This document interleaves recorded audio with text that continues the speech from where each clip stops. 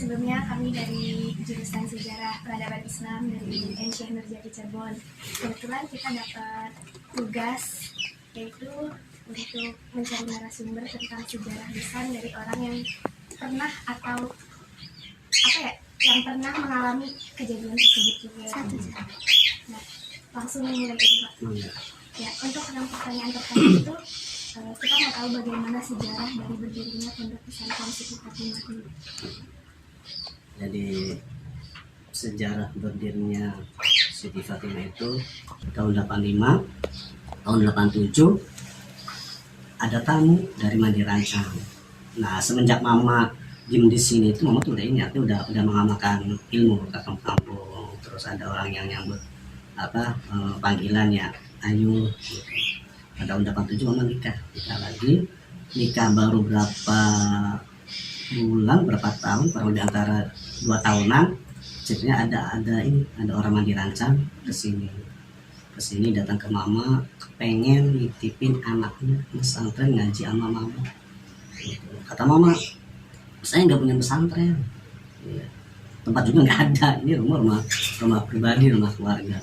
Orang tua itu maksa, enggak, pokoknya anak saya harus pesantren, anak saya harus pesantren, harus ngaji sama Pak Kiai. Yang kenapa kalau semua Mama tempatnya mau seadanya, enggak apa-apa, sok mau ditaruh di mana, mau ditaruh di belakang, di gudang, di apa aja saya siap. Dan sama anak saya juga insya Allah siap. Ya udah, kalau maksa mah nggak apa-apa. Akhirnya ditaruh di gudang, anak perempuan itu diberesin, udah beres, kemudian sok betah enggak. Kalau semua betah ya syukur, kalau nggak betah ya tinggal ngomong aja gitu, jangan terpaksa. Ternyata betah dia. 1 minggu, 1 bulan sampai setahun. Nah, belum 1 tahun dia tuh bawa temennya. Yuk mondok di pakai saya nggak ada temannya, saya sendiri ya. Mana tuh dia cobalah, saya pengen lihat. Ya mangga. Lihat. Ternyata temennya itu sama dengan yang pertama itu. Artinya nggak melihat tempat, nggak melihat apa. Yang penting saya niat pengen ngaji.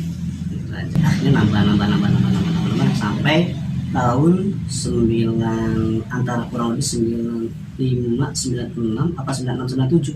Nah, sampai itu banyak-banyaknya waktu itu. Kurang lebih pada waktu itu sekitar berapa ya, 100 atau 150-an. Jadi terus meningkat, ya, terus berkembang. Nah, lahannya kan nggak ada tuh. Akhirnya udahlah, bismillah, memberanikan diri, coba datang ke tetangga rumah, rumah sebelah. Kalau nggak salah ada 3 rumah atau 4 rumah tuh yang dibeli sama Mama itu.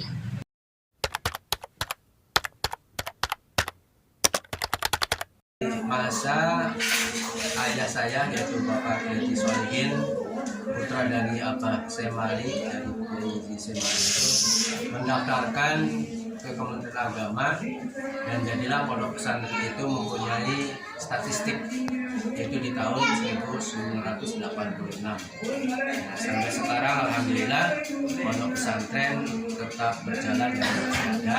Bapak Kiai Solihin, beliau mendirikan pondok pesantren Siti Fatimah ini secara resmi di tahun 1996 yang bertujuan agar pemuda-pemuda atau pemudi-pemudi masa depan bangsa ini bisa memperdalam ajaran agama Islam.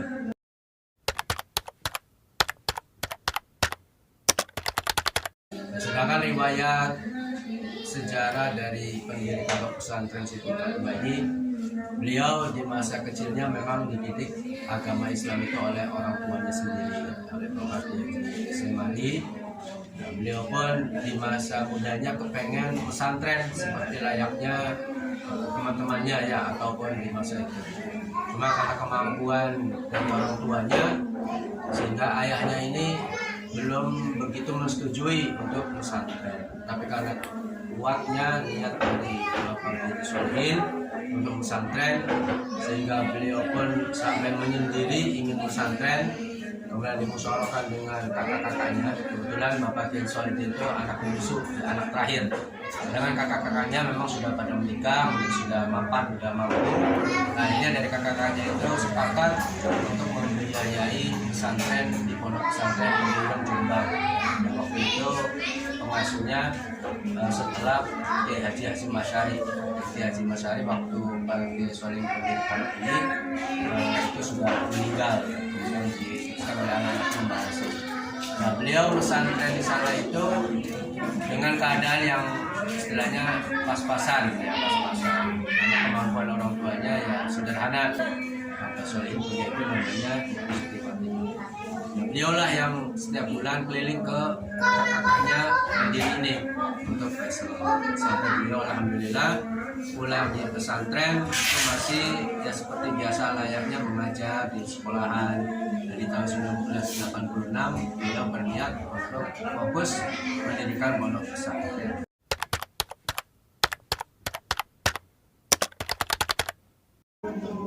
Kenapa bisa jadi namanya Siti Fatimah? Dinamakan Siti Fatimah itu karena diambil dari ibunya itu ya, karena mungkin dari kecil ibulah yang ya, selalu memperhatikan mungkin ya di antara ya, ayah dan ibu ya.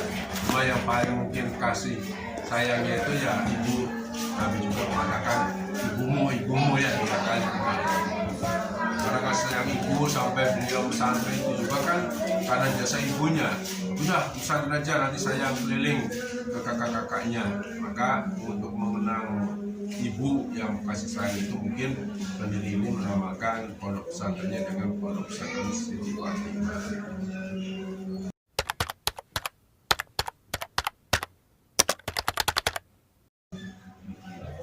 Untuk kegiatan di pondok pesantren Siti Fatimah ini, kegiatan sehari-harinya ada apa aja? Di pondok pesantren ini di bawah Yayasan Siti Fatimah. Yayasan Siti Fatimah ini mempunyai beberapa lembaga, yaitu ada RA, itu Rohul Akbar. Itu kalau di Kementerian Agama kan Rohul Akbar. Kalau di Dinas Nasional itu TK ya, anak-anak. Dan di yang lainnya juga mungkin ada yang PAUD ya, di bawah naungan masing-masing. Ada RA, ada TPQ. TPQ itu Taman Pendidikan Al-Quran. Tadi di belakang itu ya. Kemudian Madrasah Diniyah yang sekarang ini Madrasah Diniyah. Kemudian nanti malamnya itu adalah pesantren, pesantren. Termasuk ada pesantren tahfidz dan ada pondok pesantren kitab. Nah, di pondok pesantren Siti Fatimah ini pembelajarannya dari mulai subuh, setelah sholat subuh berjamaah, kemudian mengaji kitab. Itu yang kitab. Kalau yang Al-Quran, yang tahfidz ya berarti setoran ya, siap setoran. Setiap akhir tahun kita yang pembagian brosur. Alhamdulillah wisudanya itu sudah wisuda yang ke-20.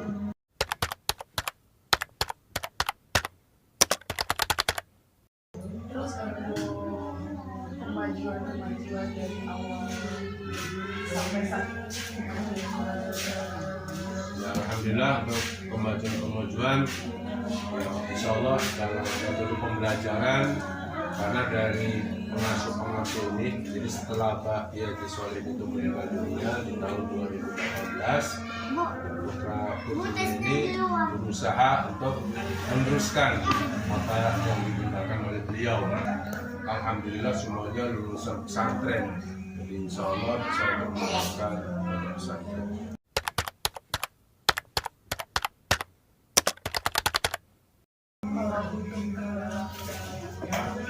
dari kendala santri atau ada kesulitan. Kalau kendala dari santri itu ya kalau santri zaman sekarang mungkin orang tuanya lihat yang modern mungkin kira-kira tempatnya ada kasurnya tidak, mungkin yang gitu mungkin sebagainya.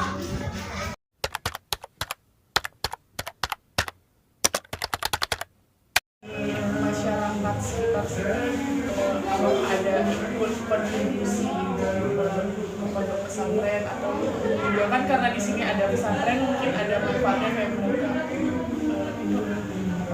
Kalau yang manfaat dari pondok pesantren mungkin anak-anak yang TPQ DTA dia yang usia SD atau usia SMP itu ya ikut mengaji gitu ya kalau malam. Tapi kalau untuk nginep ya mungkin mereka ya masing-masing ya.